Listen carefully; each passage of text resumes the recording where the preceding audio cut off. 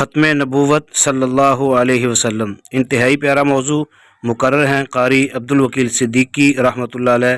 آپ ہمارے YouTube channel الاسار 313 سے کہ ان اللہ جعل الحق على لسان عمر وقلبه وهو الفاروق فرق اللہ به بین الحق والباطل. لوگوں یہ وہ خطاب کا بیٹا عمر آیا ہے جس کی زبان پر بھی حق ہے، جس کے دل میں بھی حق ہے، جسے اللہ نے حق اور حقانیت کا مجسمہ بنا کر مبعوث فرمایا ہے. اے عمر، اللہ نے تجھے فاروق بنا کر بھیجا ہے، اور فاروق تو میری امت کا وہ فاروق ہے، اور فاروق اس کو کہتے ہیں کہ فرق اللہ بہ بین الحق والباطل. اللہ جس کے ساتھ حق اور باطل کے اندر فرق کر دیتا ہے، امتیاز کر دیتا ہے. اور اے عمر، تم وہ ہو، اللہ نے تجھے وہ شانیں عطا فرمائی ہیں، وہ عزتیں عطا فرمائی ہیں، وہ منزلتیں عطا فرمائی ہیں. میرے عمر، اگر اللہ نے اس کائنات میں سلسلہ نبوت کو جاری و ساری رکھنا ہوتا، اللہ نے اس کائنات میں میرے باپ کسی کو نبی بنا کر مبعوث کرنا ہوتا، تو رب خطاب کے بیٹے عمر کے سر پہ تاج نبوت سجاتا. اللہ اسے اس کائنات میں نبی بنا کر مبعوث فرماتا، کیونکہ عمر وہ عمر ہے جو زمین پہ بولتا ہے، آسمان پہ رب بولتا ہے، یہ زمین پہ رائے دیتا ہے. اللہ اس کی رائے کو قرآن بنا کے نازل کر دیتا ہے، یہ مشورہ دیتا ہے، وہ اللہ کا قانون بن جاتا ہے. اسے فرش پہ غیرت آتی ہے، کائنات کے رب کو عرش پہ غیرت آتی ہے، یہ مشورے دیتا ہے. اللہ اس کے مشورے کو اپنا دستور بنا دیتا ہے. فرمایا عمر، اگر اللہ نے اس کائنات میں کسی کو نبی بنا کر مبعوث کرنا ہوتا تو اللہ تجھے نبی بناتا. لیکن میں اعلان کر کے کہنا چاہتا ہوں، انا خاتم النبیین لا نبی بعدی، میں آخری نبی ہوں، میرے بعد کوئی نبی نہیں آئے گا. فاروق نے اس نبی کو پہچانا اور پہچان کر یہ بتایا، نبی بھی آخری ہے، نبوت بھی آخری ہے، رسالت بھی آخری ہے، اور اتھارٹی بھی آخری ہے. یہ نہیں کہ ختم نبوت کی بات تو کرو کہ یہ نبی آخری نبی ہے لیکن اتھارٹی کسی اور کو آخری مانو. نہیں، جس طرح نبی آخری ہے، اتھارٹی بھی آخری ہے، رسالت آخری ہے، بات بھی آخری ہے. نہ اس کے بعد کسی کی نبوت چلے گی، نہ رسالت چلے گی، نہ بات چلے گی، نہ اتھارٹی چلے گی. اگر رسالت اور نبوت چلے گی تو امام کائنات کی چلے گی، اور اگر اتھارٹی چلے گی تو وہ بھی سید الانبیاء کی چلے گی. لیکن ہوتا کیا ہے؟ ہوتا یہ ہے، ختم نبوت زندہ باد، لیکن اتھارٹی ہمارے ائمہ ہیں، اتھارٹی ہمارے مجتہدین ہیں، اتھارٹی ہمارے اعلیٰ حضرت ہیں، اتھارٹی ہمارے فقیہ ہیں، اتھارٹی ہماری فقہ ہے، اتھارٹی ہمارے امام ہیں. میں اماموں کی عصمت کو بھی سلام کرتا ہوں، میں ان کی عزت و تکریم کے بھی ترانے اناپتا ہوں. امام ابو حنیفہ میرے سر کا تاج ہے، میرے دل کا سرور ہے، میری آنکھوں کا نور ہے. امام شافعی کی عصمت کو میں لاکھوں سلام کرتا ہوں. احمد بن حنبل کی رفعت کو میں کروڑوں سلام کرتا ہوں. مالک بن انس کی رفعت کو میں سلام کرتا ہوں. سب کی عصمتیں اپنی جگہ، رفعتیں اپنی جگہ، مقام اپنی جگہ، خدمتیں اپنی جگہ، دین کے لیے محنتیں اپنی جگہ. لیکن سب کچھ ہونے کے باوجود ان میں کوئی اتھارٹی نہیں ہے. اتھارٹی ہے تو وہ محمد مصطفیٰ کی ہے. سکہ چلے گا تو کسی کا نہیں چلے گا، چلے گا تو تاجدار ختم نبوت کا چلے گا.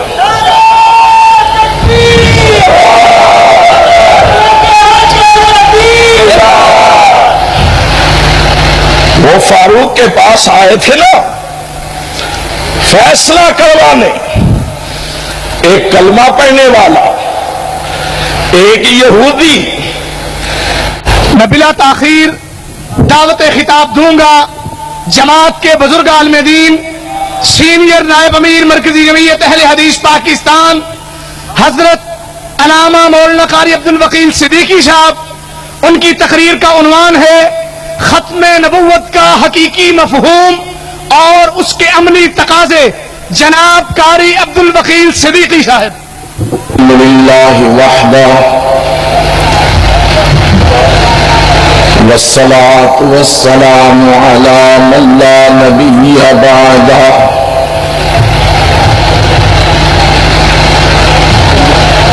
الحمدللہ الذی ہدانا لہذا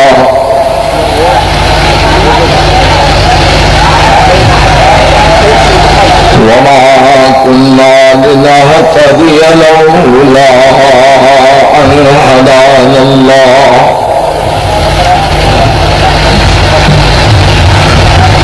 اللهم صل على محمد وعلى آل محمد كما صليت على إبراهيم وعلى آل إبراهيم إنك حميد مجيد. اللهم بارك على محمد وعلى آل محمد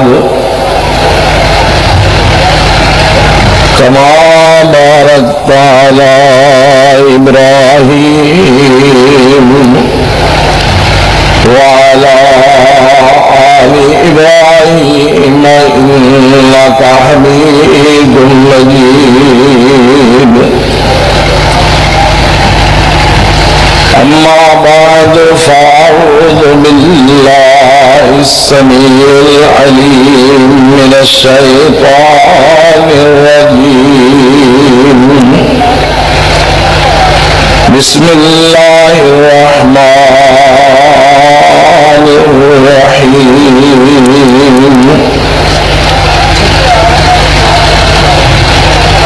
قل يا أيها الناس إني رسول الله إليكم جميعا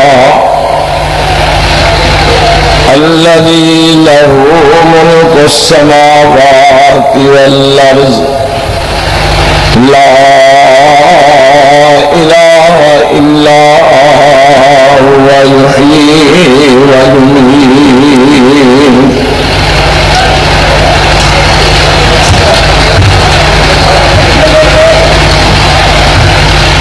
گرامی قدر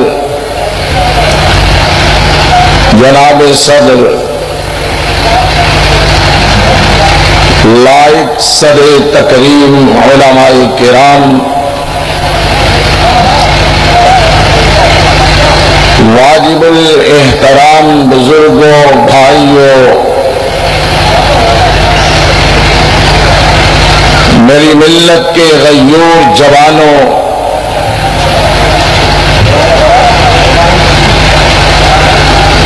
ختم نبوت کے جانثاروں اور ناموس رسالت کے پاسبانوں،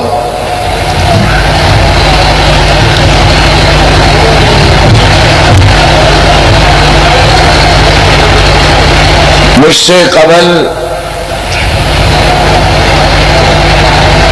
میرے نہایت فاضل اور شعلہ نوا مقرر بھائی آپ سے مخاطب ہو چکے ہیں، اور میرے بعد مرکزی جمعیت اہل حدیث پاکستان کے مرکزی قائدین انشاءاللہ آپ سے خطاب فرمانے والے ہیں.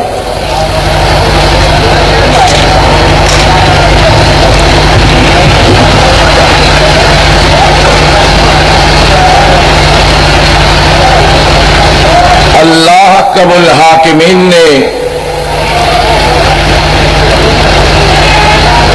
ہمیں اپنے بے شمار اور انگنت لازوال اور انمول انعامات سے سرفراز فرمایا، اور ان نعمتوں میں اللہ کی سب سے بڑی اور عظیم نعمت حضرت محمد الرسول اللہ صلی اللہ تعالی علیہ وسلم کی ذات اقدس ہے۔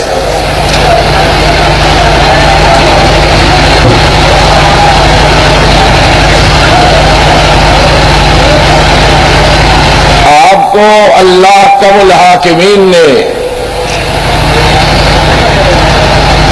جس شان، جس مقام، جس عظمت، جس منزلت اور جس رفعت اور جن انفرادی خصوصیات سے سرفراز فرمایا،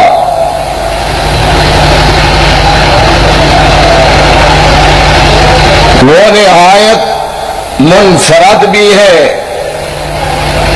اور بے مثل و بے مثال بھی ہے۔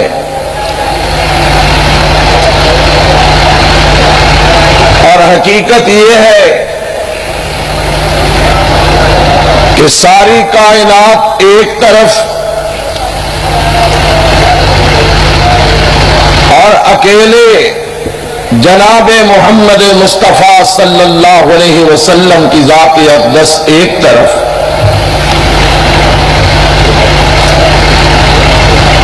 ساری کائنات مل کر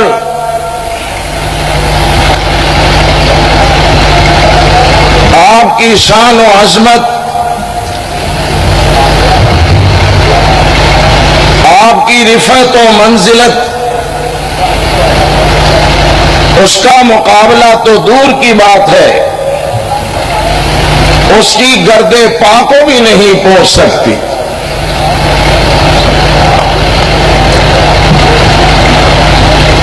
اور سنیے، اہل حدیث نے جس پیر و مرشد کا دامن تھاما ہے، اللہ نے اس کی عظمت اور اس کے مقام کو اجاگر فرمایا ہے۔ عام طور پر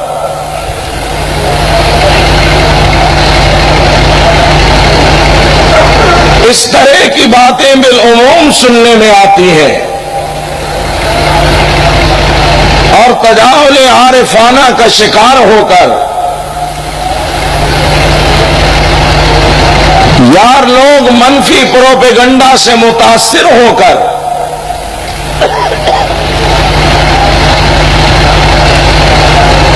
یہ کہتے ہوئے سنے جاتے ہیں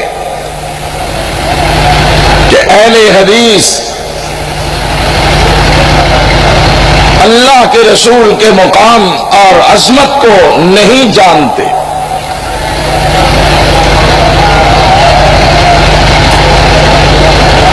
گستاخی رسول کے بےہودہ الزامات لگائے جاتے ہیں، لیکن میں ایسے دوستوں سے بصد ادب کہوں گا کہ آئیے ذرا اہل حدیث کے قریب ہو کر دیکھیے کہ اہل حدیث کے سینوں میں اپنے آقا کی محبت کے لیے کس طرح سمندر ٹھاٹے مار رہا ہے۔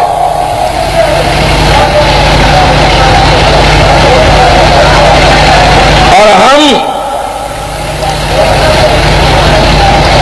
محض جذباتی انداز میں نہیں بلکہ دلائل و براہین سے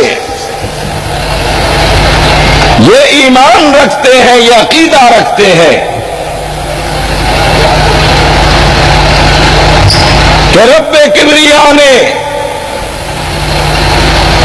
اس ساری کائنات میں آمنہ کے در یتیم جیسا نہ کوئی بنایا ہے، نہ قیامت تک ایسا کوئی پیدا ہو سکتا ہے۔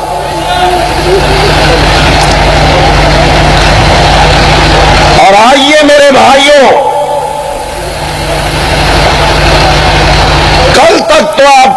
نیت یہ تھی، اور آج میں دعوت دیتا ہوں کہ غیروں سے کہا تم نے، غیروں سے سنا تم نے، کچھ ہم سے کہا ہوتا، کچھ ہم سے سنا ہوتا۔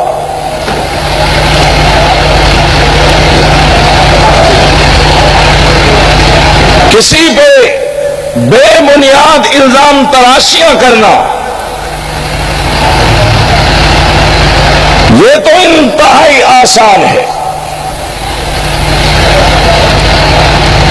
لیکن آئیے ذرا آج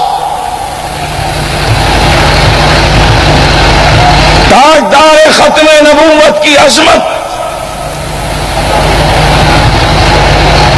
اور آپ کی دستار ختم نبوت کی تقدیس و احترام کے حوالے سے اہل حدیث کے موقف کو سنجیدگی، متانت کے ساتھ اور عدل و انصاف کے میزان کو قائم کر کے سنیے اور سمجھنے کی کوشش کیجیے۔ یہ وہ ہستی اقدس و مقدس ہے جو خود فرماتے ہیں کہ میں ایک دن وادی بطحا میں تھا، میں لیٹا ہوا تھا اس حال میں کہ میری آنکھیں بند تھی لیکن میرا دل جاگ رہا تھا۔ دو آنے والے میرے پاس آئے، ایک میرے سر کی طرف اور ایک میرے پاؤں کی طرف کھڑا ہو گیا۔ یہ اللہ کے بھیجے ہوئے فرشتے ہیں، وہ میرے بارے میں گفتگو کرتے ہیں کہ کیا یہ وہی ہستی ہے کہ جس کی طرف کائنات کے رب نے ہم فرشتوں کو بھیجا ہے؟ دوسرے نے کہا ہاں یہ وہی ہے۔ پھر آپ اس میں کہتے ہیں ان کا مقام کیا ہے؟ کہتے ہیں ابھی جان لیتے ہیں۔ مصطفیٰ کریم فرماتے ہیں ترازو قائم کیا گیا، ترازو کے ایک پلڑے میں مجھے رکھا گیا، دوسرے پلڑے میں ایک اور آدمی کو رکھا گیا۔ جب وزن کیا گیا میرا پلڑا بھاری نکلا، جب ایک کے ساتھ وزن کر کے دیکھا گیا میرا پلڑا بھاری تھا تو دو کے ساتھ تولا گیا، میرا پلڑا پھر بھی بھاری تھا۔ 10 کے ساتھ وزن کیا گیا میرا پلڑا پھر بھی بھاری تھا۔ 100 کے ساتھ وزن کیا گیا میرا پلڑا پھر بھی بھاری تھا۔ 1000 کے ساتھ وزن کیا گیا میرا پلڑا پھر بھی بھاری تھا۔ فرشتے کہنے لگے یہ تعداد کہاں تک بڑھاؤ گے؟ اللہ کی پیدا کی ہوئی جمی انسانیت کو ترازو کے ایک پلڑے میں رکھ دو اور آمنہ کے در یتیم کو ترازو کے دوسرے پلڑے میں رکھ دو۔ فرمایا جمی انسانیت کو ترازو کے ایک پلڑے میں رکھا گیا، مجھ محمد کو ترازو کے دوسرے پلڑے میں رکھا گیا۔ جب وزن کیا گیا تو میرا پلڑا پھر بھی بھاری نکلا تھا۔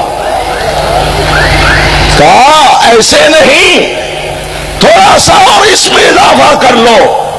فرمایا ساتوں زمینوں اور ان کی موجودات و مخلوقات کو، ساتوں آسمانوں ان کی مخلوقات و موجودات کو ترازو کے ایک پلڑے میں رکھا گیا اور دوسرے پلڑے میں مجھے رکھ کر جب وزن کیا گیا میرا پلڑا پھر بھی بھاری تھا۔ رب اکبر نے فرشتوں کے ذریعے کائنات والوں کو پیغام دیا کہ 14 طبق ایک طرف ہو جائے مل کر میرے محمد کی شان کا مقابلہ نہیں کر سکتے، کیونکہ مصطفیٰ وہ ذات ہے کہ خدا سے تو کم ہے، خدا سے تو کم ہے، اور سب سے زیادہ دو عالم سے اعلیٰ ہمارے محمد صلی اللہ علیہ وآلہ وسلم۔ اللہ احکم الحاکمین نے اس پیغمبر کو یہ شان، یہ مقام، یہ عصمت، یہ رفعت یہ تقدیس، یہ انفرادیت عطا فرمائی ہے.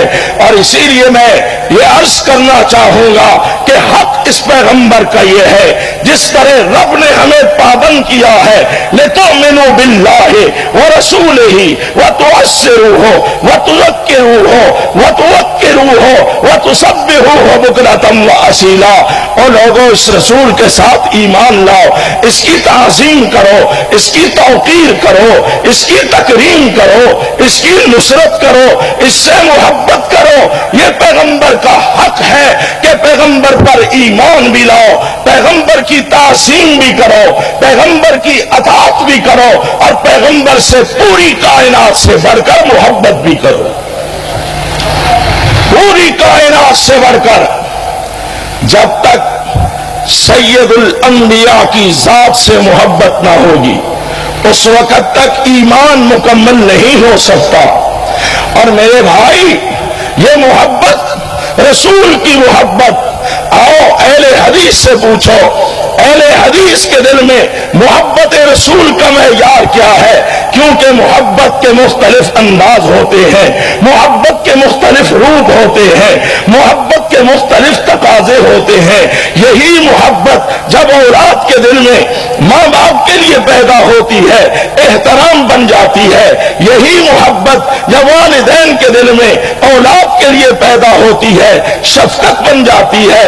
یہی محبت جب بھائی کے دل میں بہن کے لیے پیدا ہوتی ہے تو اس وقت غیرت بن جاتی ہے. یہی محبت جب بہن کے دل میں بھائی کے لیے پیدا ہوتی ہے دعا بن جاتی ہے. یہی محبت جب ایک دوست کے دل میں دوست کے لیے پیدا ہوتی ہے وفا بن جاتی ہے. اور یہی محبت جب ایک امتی کے دل میں اپنے آقا نبی کے لیے پیدا ہوتی ہے تو ایمان بن جاتی ہے. یہ محبت رسول جزو ایمان نہیں ہے، یہ بنیاد ایمان ہے، یہ عین ایمان ہے، یہ روح ایمان ہے، یہ جان ایمان ہے، اور یہ اصل ایمان ہے. جس کے دل میں اپنے آقا و مولا کے لیے محبت نہیں ہے سمجھ لیجئے کہ اس دل کے اندر ایمان نہیں. اور اسی محبت کا یہ تقاضا ہے کہ آپ صلی اللہ علیہ وسلم کی تعظیم و تکریم کا علم بلند کرنا ہر مسلمان پر فرض ہے. اور جہاں تک تعلق ہے کہ ختم نبوت کا مفہوم کیا ہے، یہ جذباتی باتیں، یہ نعرے تاج و تخت ختم نبوت زندہ باد، یہ ہم سنتے ہیں اور لگائے جاتے ہیں. اور جس طرح وٹ صاحب کہہ رہے تھے کہ انشاءاللہ ختم نبوت زندہ باد کے نعرے قیامت تک گونجتے رہیں گے. لیکن اس کے ساتھ ساتھ ذرا یہ سمجھیے بھی کہ ختم نبوت کا حقیقی مفہوم کیا ہے. امیر المومنین سیدنا فاروق اعظم رضی اللہ تعالی عنہ، مشہور روایات ہیں آپ سنتے ہیں، لیکن ذرا توجہ فرمائیے ان نکات کی طرف. آپ صلی اللہ علیہ وسلم کے سامنے حضرت عمر رضی اللہ تعالی عنہ تورات کے اوراق کی تلاوت کر رہے ہیں. سرور کائنات نے دیکھا، ناگواری کا اظہار کیا. صدیق اکبر نے فاروق اعظم کی توجہ پیغمبر اقدس کی ناگواری کی جانب مبذول کروائی. فرمایا عمر، تیری ماں تجھے گم پائے، تو تورات پڑھے جا رہا ہے اور رسول اللہ کے چہرہ انور کی طرف نہیں دیکھ رہا. حضرت عمر رضی اللہ عنہ نے جب توجہ کی، پیغمبر رحمت کی ناگواری کو محسوس کیا، فوراً تورات کے اوراق کو رکھ دیا. اور ساتھ ہی حضرت نے فرمایا عمر، تم تورات کی تلاوت کرتے ہو، تورات پڑھتے ہو، حالانکہ تورات آسمان سے نازل ہونے والی کتاب ہے، اللہ کی سچی کتاب ہے. موسیٰ کلیم اللہ، اللہ کے برحق رسول ہیں، اللہ سے کلام کرنے والے ہیں۔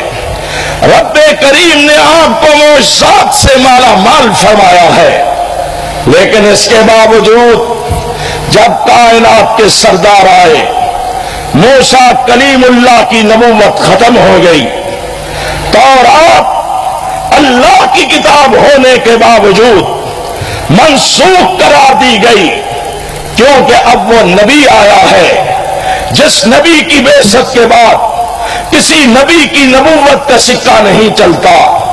اب وہ رسول آیا ہے جس رسول کی بعثت کے بعد کسی کی رسالت نہیں چلتی، نہ آدم صفی اللہ کی نبوت، نہ نوح نجی اللہ کی نبوت، نہ ابراہیم خلیل اللہ کی نبوت، نہ اسماعیل ذبیح اللہ کی نبوت، نہ حضرت موسیٰ و عیسیٰ کی نبوت اور رسالت۔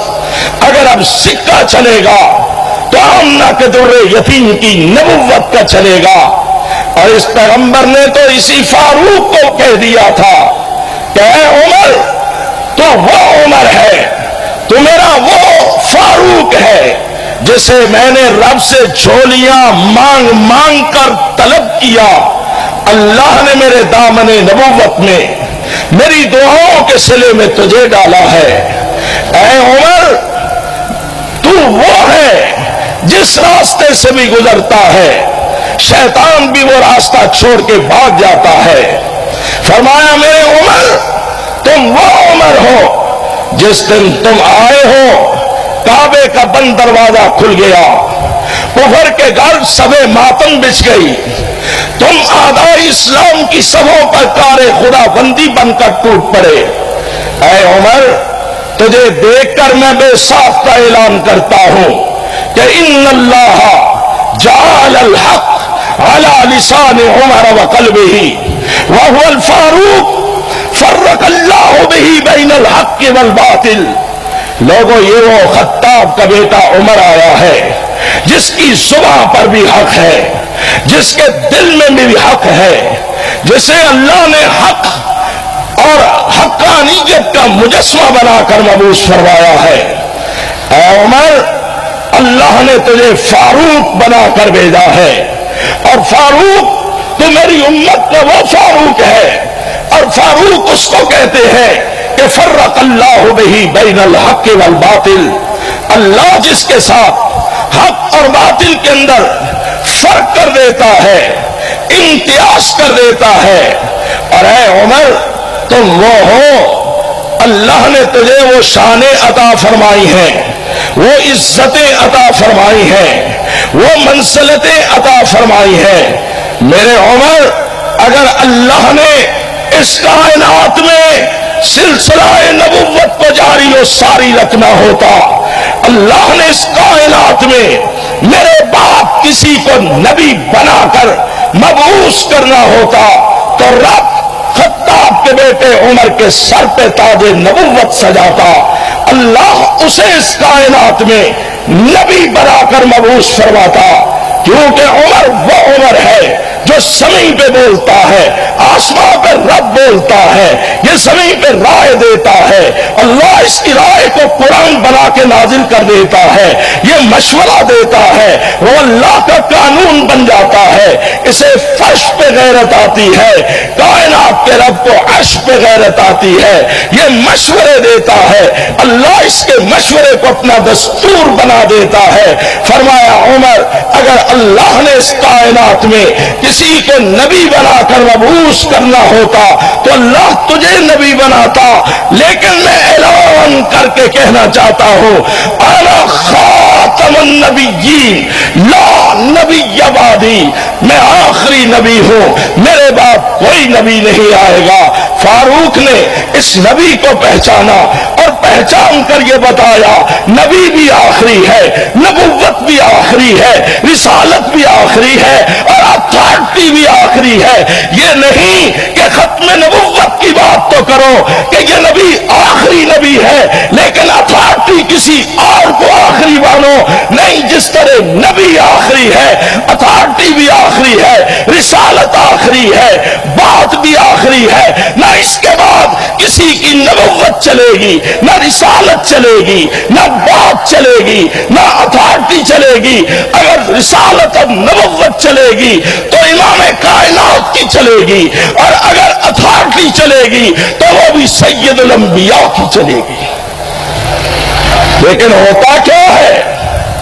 ہوتا یہ ہے ختم نبوت زندہ باد، لیکن اتھارٹی ہمارے ائمہ ہیں، اتھارٹی ہمارے مجتہدین ہیں، اتھارٹی ہمارے اعلیٰ حضرت ہیں، اتھارٹی ہمارے فقیہ ہیں، اتھارٹی ہماری فقہ ہے، اتھارٹی ہمارے امام ہیں۔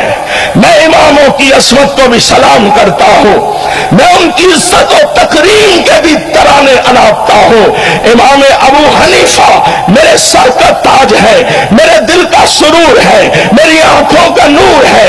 امام شافعی کی عصمت کو میں لاکھوں سلام کرتا ہوں، احمد بن حنبل کی رفعت کو میں کروڑوں سلام کرتا ہوں، مالک بن انس کی رفعت کو میں سلام کرتا ہوں۔ سب کی عصمتیں اپنی جگہ، رفعتیں اپنی جگہ، مقام اپنی جگہ، خدمتیں اپنی جگہ، دین کے لیے محنتیں اپنی جگہ، لیکن سب کچھ ہونے کے باوجود ان میں کوئی اتھارٹی نہیں ہے۔ اتھارٹی ہے تو وہ محمد مصطفیٰ کی ہے۔ سکہ چلے گا تو کسی کا نہیں چلے گا، چلے گا تو تاجدار ختم نبوت کا چلے گا۔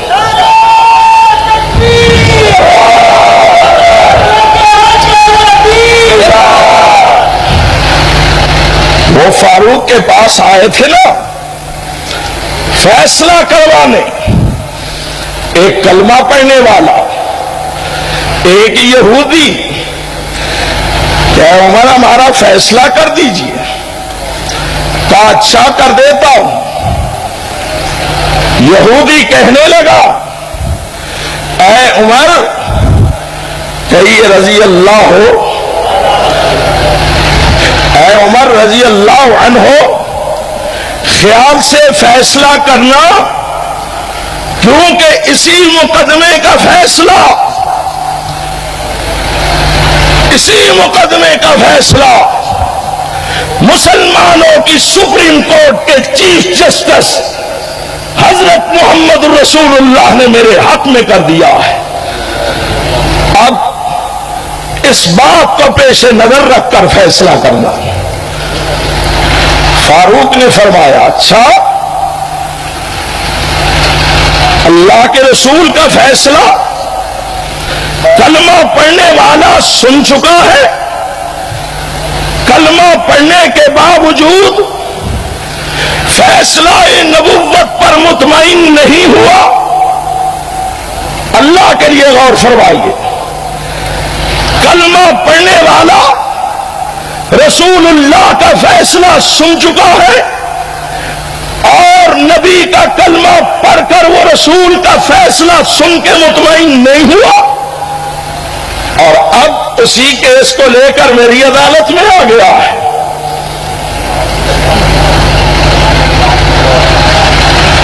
فاروق چند لمحے ان کو بیٹھنے کا کہتے ہیں، اندر گئے، تلوار ننگی ہاتھ میں لے کر باہر آئے، کلمہ پڑھنے والے سے پوچھا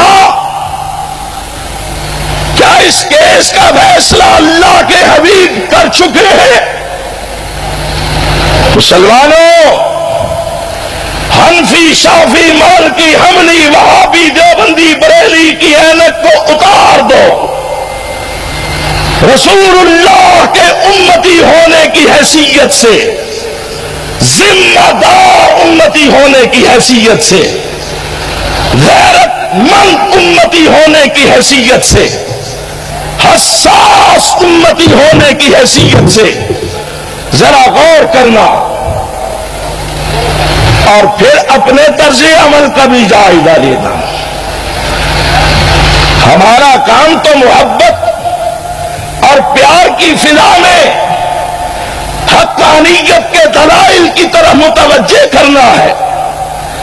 اہل حدیث کے سٹیج سے خیر خواہی کا آوازہ بلند ہوتا ہے، ہمدردی کی دعوت پیش کی جاتی ہے۔ اہل حدیث کے سٹیج سے نہ کسی پہ طنز، نہ تشریح، نہ گالی، نہ کیچڑ اچھالا جاتا ہے، نہ دل آزاری کے ارادے کیے جاتے ہیں۔ محبت اور پیار کی دنیا میں ہم آپ سے اپیل کرتے ہیں، اللہ کے لیے انصاف کی بات کریں کہ رسول اللہ کا کلمہ پڑھ کر، رسول اللہ کا فیصلہ سن کر، رسول اللہ کی حدیث سن کر، رسول اللہ کی سنت سے آگاہی حاصل کر کے بھی اگر ایک مسلمان مطمئن نہیں ہوتا تو پھر وہ کہاں مطمئن ہوگا؟ پھر وہ اپنے ایمان کی خیر منائے۔ فرمایا سن چکے ہو فیصلہ، مطمئن نہیں ہو، تسلی نہیں ہوئی، فیصلے کو تم نے صحیح نہ سمجھا، دل و جان سے قبول نہ کیا اور اپنا کیس لے کر میرے پاس آ گیا ہے، اب عمر کی عدالت سے فیصلہ اسے سنایا جاتا ہے۔ فاروق اپنی بینیان شمشیر کو لہراتے ہیں اور اس کلمہ گو کی گردن پہ رکھ کر اس کے سر کو اس کے تن سے جدا کرتے ہوئے صبح سے بھی فیصلہ سناتے ہیں۔ ھذا قضائی من لم یرضی بقضاء رسول اللہ، عمر کا یہ فیصلہ ہے اس کے لیے کہ اسے زندہ رہنے کا کوئی حق حاصل نہیں، کلمہ رسول کا پڑھتا ہو اور فیصلے کے لیے کسی دوسرے کے پاس جاتا ہو جو رسول کے فیصلے پر راضی ہے۔ عمر اپنی قلم اور زبان سے اس کا فیصلہ نہیں کرتا، اپنی ننگی تلوار سے اس کا فیصلہ کرے گا۔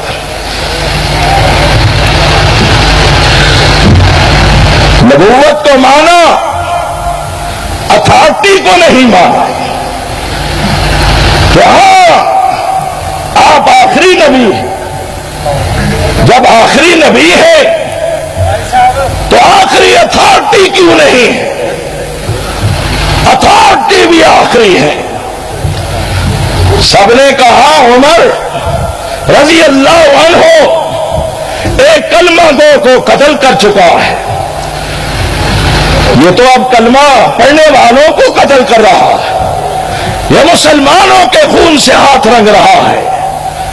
عرش والے نے قرآن اتار کر فرمایا، اے میرے حبیب اعلان کر کے کہیے جو فیصلہ زمین پر عمر نے کیا ہے وہی فیصلہ عرش عظیم پر رب کبریا نے فرمایا۔ اسے ایماندار کہلانے کا حق نہیں حاصل کہ جو رسول کا کلمہ پڑھنے کے بعد رسول اللہ کے فیصلے پر راضی نہیں ہوتا۔ دوستو ذرا اس حقیقت کو بھی سمجھنے کی کوشش کریں، آج ہم فرقوں میں کیوں بٹے ہوئے ہیں؟ آج ہم انتشار کا شکار کیوں ہیں؟ حالانکہ اس وقت امت کو یکجہتی و وحدت کی ضرورت ہے، اور یکجہتی و وحدت امت کو انحطاط و زوال سے نکال کر کامیابی اور کامرانی کے بام عروج پر پہنچا سکتی ہے۔ لیکن ہم نے یکجہتی اور اتحاد کو فرقوں میں بٹ کر پارا پارا کیا ہے۔ اہل حدیث کے سٹیج سے میں اتحاد امت کی دعوت دیتے ہوئے عرض کروں گا کہ اس کا فارمولہ یہ ہے، امت اگر مجتمع ہو سکتی ہے تو ذات محمد پر، نام محمد پر مجتمع ہو سکتی ہے۔ آپ نے دیکھا 1951 میں بھی دیکھا، 53 میں بھی دیکھا، پھر آپ نے 1974 میں بھی دیکھا امت ایک جھنڈے تلے مجتمع ہوئی. وہ کس کی ذات کا جھنڈا تھا؟ وہ میرے مصطفیٰ کی ختم نبوت کا جھنڈا تھا. دیوبندی بھی، بریلوی بھی، اہل حدیث بھی، شیعہ بھی ایک سٹیج پر مجتمع ہو گئے اور سب نے یہ باور کروا دیا کہ اگر امت مجتمع ہو سکتی ہے تو وہ کملی والے کی ذات پر مجتمع ہو سکتی ہے اور رسول اللہ کی ختم نبوت کے جھنڈے تلے مجتمع ہو سکتی ہے. آپ کہیں کسی اور کی ذات پر؟ نہیں، کسی اور ہستی پر، کسی اور بستی پر، کسی فقہ اور کسی امام پر، یہ ناممکنات میں سے ہے، یہ نہیں ہو سکتا. اس لیے اتحاد امت کا فارمولہ ذات رسالت مآب ہے. اتحاد امت کے لیے مرکز وحدت اگر کوئی ہستی ہے تو وہ سید الانبیاء حضرت محمد رسول اللہ کی ہستی اور آپ کی ذات اقدس ہے. فاروق اعظم رضی اللہ تعالی عنہ نے ختم نبوت کا یہ مفہوم سمجھایا کہ جس کی نبوت کو آخری مانتے ہو اس کی بات کو بھی آخری مانو، اس کی ذات کو بھی آخری مانو، اس کے فیصلے کو بھی آخری مانو، اس کے دین کو بھی آخری مانو، اس کی شریعت کو بھی آخری مانو، اس کی حدیث کو بھی آخری مانو، اس کی سنت کو بھی آخری مانو. نبی مکرم کی ذات بھی آخری ہے، آپ کی بات بھی آخری ہے. اور اہل حدیث کو یہ اعزاز ہے اللہ کے فضل سے، ہر دور میں ختم نبوت کا مسئلہ سب سے پہلے سرور کائنات کی دستار ختم نبوت پر جب ڈاکہ ڈالا گیا تو اس ڈاکو مسیلمہ کذاب کے خلاف کون سب سے پہلے اٹھ کر کھڑا ہوا؟ میں دعوے سے کہتا ہوں، علی وجہ البصیرت کہتا ہوں اور بڑے مجمع میں کہتا ہوں، پورے تنتنے سے کہتا ہوں، پورے تنتراک سے کہتا ہوں، پوری ذمہ داری سے کہتا ہوں، علی وجہ البصیرت کہتا ہوں، علی رؤوس الاشہاب کہتا ہوں کہ دستار ختم نبوت کی حفاظت کے لیے جو سب سے پہلے میدان عمل میں آیا وہ امت کا سب سے بڑا اور سب سے پہلا اہل حدیث ابو بکر صدیق تھا رضی اللہ تعالی عنہ. ابو بکر صدیق کی فکر، ابو بکر صدیق کا عقیدہ، ابو بکر صدیق کی دعوت وہی ہے کہ جو اہل حدیث کی، اور اہل حدیث نے اسی صدیق اکبر رضی اللہ عنہ کی فکر کو اپنایا، عقیدے کو اپنایا، دعوت کو اپنایا. کیونکہ ابو بکر صدیق رضی اللہ تعالی عنہ، اگر میں دیانتداری کا واسطہ دے کر پوچھوں، ناراض نہ ہوئیے گا، ذرا اپنے گریبانوں میں جھانک کر ٹھنڈے دل سے اپنے چھوٹے بھائی کی بات پر غور کریں اور جواب دیں کہ سیدنا صدیق اکبر کا تعلق ہمارے مروجہ چاروں مذاہب میں کس مذہب کے ساتھ تھا؟ وہ حنفی تھے، وہ مالکی تھے، وہ شافعی تھے، وہ حنبلی تھے، وہ جعفری تھے، کیا تھے؟ آئیے ابو بکر صدیق کے مسلک اور ان کے نسب العین اور عقیدے کو میں واضح کرتا ہوں. سید الانبیاء نے جب دعوت حق دی، ابو بکر صدیق نے عرض کی، اے کائنات کے امام، اے رب کے حبیب، آپ مجھے یہ اجازت دیں میں آپ کی اس پاکیزہ دعوت کو جا کر مشرکین کے اجتماع میں ان کے سامنے پیش کروں. وہ لوگ اللہ کے گھر میں جمع ہیں، وہ کعبۃ اللہ کے سین میں بیٹھے ہیں، ابو ابو جہل ہے، ابو لہب ہے، عتبہ ہے، عتابہ ہے، شیبہ ہے۔ اللہ کے حبیب یہ کفر کے سرغرے اور سردار ہیں۔ آپ مجھے اجازت دیں میں آپ کی دعوت ان تک لے کر جاؤں۔ اللہ کے رسول نے فرمایا میرے پیارے ابو بکر صدیق رضی اللہ عنہ، اگر کچھ صبر کر لو تو بہتر ہے، کچھ اچھے بہتر حالات کا انتظار کر لو تو بہتر ہے۔ لیکن صدیق اکبر نے جب اصرار کیا تو کائنات کے امام نے فرمایا جاؤ ابو بکر صدیق، میرے پیارے صدیق، جا کر آپ میری دعوت کو جہاں اور جس کے سامنے پیش کرنا چاہیں کر سکتے ہیں۔ صدیق اکبر تشریف لے جاتے ہیں کعبۃ اللہ کے پاس، مسجد حرام کے صحن میں بیٹھے ہوئے مشرکین کے سرداروں کے پاس جاتے ہیں، اور حافظ ابن کثیر رحمہ اللہ نے یہاں فرمایا اور لکھا ہے کہ فَكَانَ أَوَّلُ خَطِيبٍ دَعَا إِلَى اللَّهِ وَرَسُولِهِ، ابو بکر صدیق امت محمدیہ کا یہ پہلا خطیب تھا، یہ رسول کی امت کا پہلا خطیب تھا جس نے کفار کے مجمع میں جا کر دعا الی اللہ ورسولہ، اللہ کی طرف بلایا، اللہ کے رسول کی طرف بلایا، رب کی دعوت دی، رسول کی دعوت دی، اللہ کی عبادت کی دعوت دی، رسول کی اطاعت کی دعوت دی، اللہ اور اس کے رسول کی طرف بلایا، دعا الی اللہ ورسولہ۔ اور آج سیدھی سادی یہ دعوت اہل حدیث ہی پیش کرتے ہیں کہ لوگوں بندگی ہے تو رب اکبر کی، اطاعت ہے تو تاجدار مدینہ کی، اطیعوا اللہ واطیعوا الرسول، یہ اہل حدیث کے اصول ہیں، ان کو مانو اپناؤ لعلکم تفلحون، تاکہ تم کامیاب ہو جاؤ۔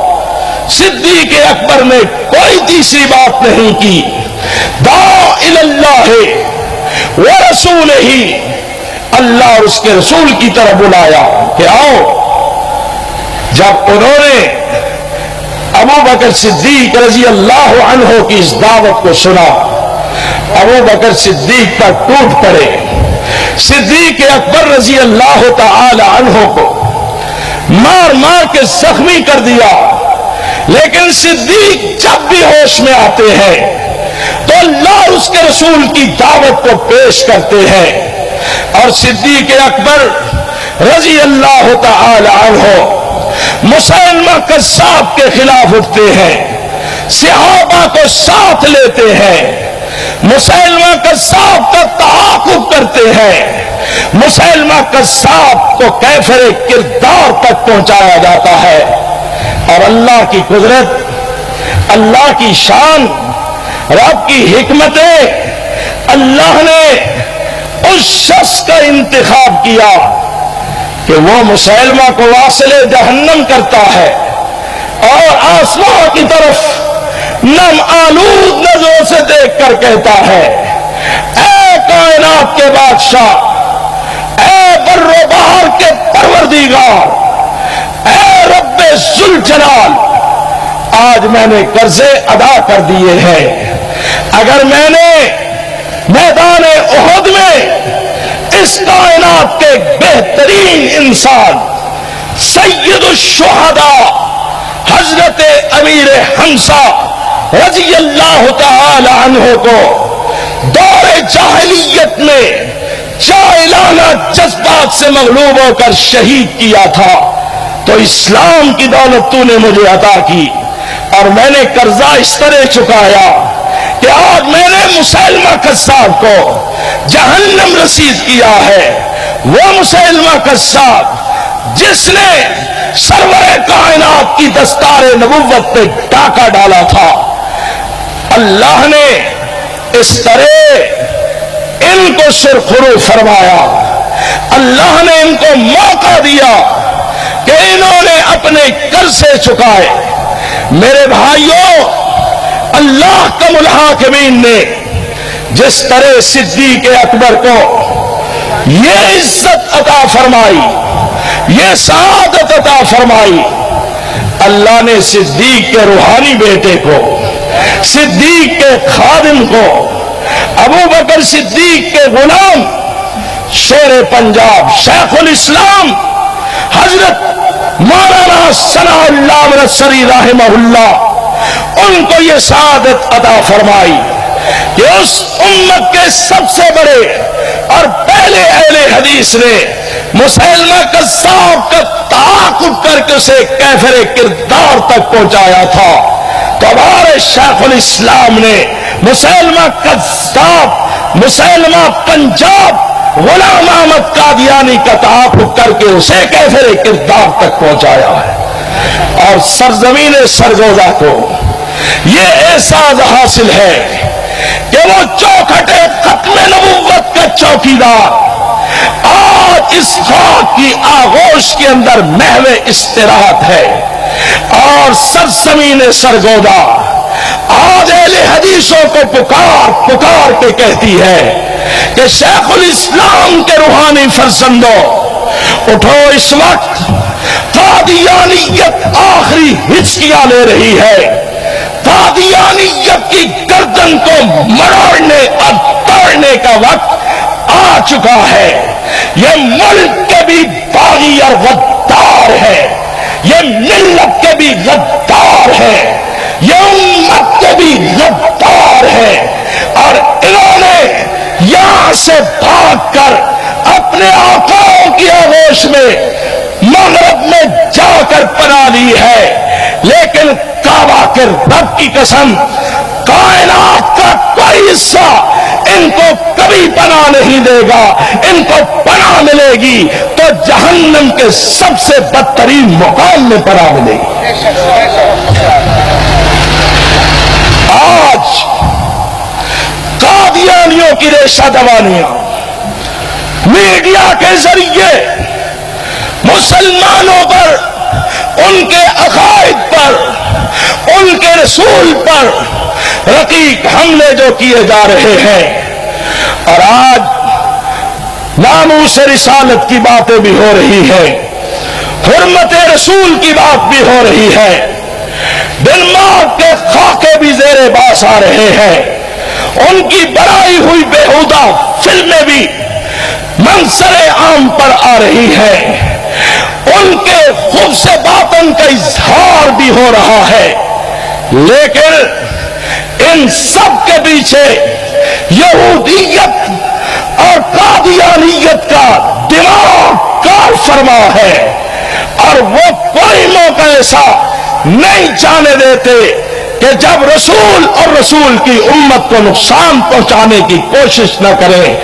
لیکن میں یہ بات واضح کرنا چاہتا ہوں، ہم اگر حرمت پیغمبر کے لیے، تحفظ ناموس رسالت کے لیے میدان عمل میں آتے ہیں تو یہ ہماری سعادت ہے، وگرنہ جس کا وہ رسول ہے اس نے اسے بھیج کر اعلان کر دیا تھا کہ میرے محبوب جاؤ، میں آپ کو بیچنے والا ہوں، میں آپ کو صرف حجاز کا، قریشیوں کا، ہاشمیوں کا، بنو عبد مناف کا، بنو عبد المطلب کا رسول بنا کر نہیں بھیج رہا، میں صرف آپ کو بلدہ طیبہ ام القری مکے کا رسول بنا کر نہیں بھیج رہا، میں آپ کو انسانیت کا رسول بنا کر بھیج رہا ہوں۔ اے کملی والے محبوب، جب تک یہ زمین رہے گی، جب تک یہ آسمان رہے گا، جب تک یہ سورج طلوع ہوگا، جب تک یہ چاند جگمگائے گا، جب تک یہ ستارے ٹمٹمائیں گے، جب تک ہواؤں کی سرسراہٹ ہوگی، جب تک طوفانوں کی کھڑکھڑاہٹ ہوگی، جب تک گلستانوں میں بہار آتی رہے گی، جب تک پھول مسکراتے رہیں گے، جب تک کلیاں چہچہاتی رہیں گی، جب تک دریاؤں کی روانی رہے گی، جب تک سمندروں کی طغیانی رہے گی، جب تک انسان رہیں گے، جب تک جن رہیں گے، جب تک ملائکہ رہیں گے، جب تک نوری ناری اور خاکی رہیں گے، جب تک زمین و سما رہیں گے، جب تک مکان اور مکین رہیں گے، جب تک آسمان رہے گا، جب تک یہ کائنات رہے گی، اے میرے محبوب پیغمبر، میں بات کو یوں کہنا چاہتا ہوں کہ جب تک میری خدائی رہے گی اور جہاں تک میری خدائی ہوگی وہاں تک تیری ختم نبوت کا جھنڈا لہرائے گا، وہاں تک تیری مصطفائی ہوگی، میری خدائی کو بھی زوال نہ ہوگا، تیری مصطفائی کو بھی زوال نہ ہوگا۔ اے میرے محبوب پیغمبر، یا ایھا الرسول بلغ ما انزل الیک من ربک فإن لم تفعل فما بلغت رسالتہ واللہ یعصمک من الناس۔ اللہ آپ کی خود حفاظتیں کرے گا۔ یہ خاکے بنانے والے کیا ہیں؟ یہ سازشیں کرنے والے کیا ہیں؟ یہ اپنے خود سے باطن اور بغض باطن کا اظہار کرنے والے کیا ہے؟ اے محبوب، میں بھیجنے والا ہوں، اور انا کفیناک المستہزئین، تیرا رب تیرے لیے کافی ہے ان ناہنجاروں کے مقابلے میں۔ میرے بھائی، اللہ کو کوئی کمزوری نہیں، وہ اپنے رسول کی نبوت، عصمت اور حرمت اور ناموس کا تحفظ کرنے پہ قادر ہے۔ اصل بات جو ہے وہ ہے ہمارا امتحان، ہماری آزمائش کہ ہم ختم نبوت کے لیے، ناموس رسالت کے لیے، حرمت رسول کے لیے اپنے ایمانی جذبات اور غیرت ایمانی کا کس طرح اظہار کر سکتے، اپنی ذمہ داریوں کو کس طرح پورا کر سکتے۔ کاش کہ ہم اس بات کو سمجھنے کی کوشش کریں، اور اگر ہم خواب غفلت سے بیدار ہو جائیں، ہم اٹھ کھڑے ہوں، ہم اپنی ذمہ داریوں کو محسوس کرنے والے ہوں، تو کعبہ کی رب کی قسم یہودیت کی سازشیں بھی دم توڑ جائیں گی، اور قادیانیت کا بچھایا ہوا جال بھی خود ان کے لیے تباہی اور بربادی کا پیش خیمہ ثابت ہوگا۔ آئیے حضرات، اس نازک دور میں، ان مخدوش حالات میں، ان گفتہ بے لمحات کے اندر ہم بحیثیت مسلمان کے، بحیثیت رسول اللہ کے امتی ہونے کے اپنی ذمہ داریاں پوری کرنے کے لیے میدان عمل میں آئے۔ مرکزی جمعیت اہل حدیث پاکستان، اس کے قائدین کریا کریا، نگر نگر، شہر شہر ناموس رسالت کے جھنڈوں کو سر بلند کرتے ہوئے امت مسلموں میں، اس قوم کے اندر بیداری کی لہر کو دوڑا رہے ہیں۔ خیبر سے لے کے کراچی تک، فورٹ عباس کے صحراؤں سے لے کے گوادر تک، سندھ کے ریگستانوں میں، پنجاب کے کھلیانوں میں، بلوچستان کی وادیوں میں، سرحد کے پہاڑوں پر، جگہ جگہ مرکزی جمعیت اہل حدیث کے قائدین پہنچ کر یہ پیغام دے رہے ہیں کہ مسلمانوں، اب نہ جاگو گے تو کب جاگو گے، اب نہ اٹھو گے تو کب اٹھو گے، اور اٹھو، جاگو، ناموس رسالت کے تحفظ کے لیے میدان عمل میں سعادت اور شہادت کے جذبوں سے سرشار ہو کر میدان عمل میں آؤ۔ اللہ ہمیں اس حوالے سے ختم نبوت کے چوکیداروں میں شامل فرمائے، ختم نبوت کے علم برداروں میں شامل فرمائے، اپنی ذمہ داریاں پوری کرنے کی توفیق عطا فرمائے۔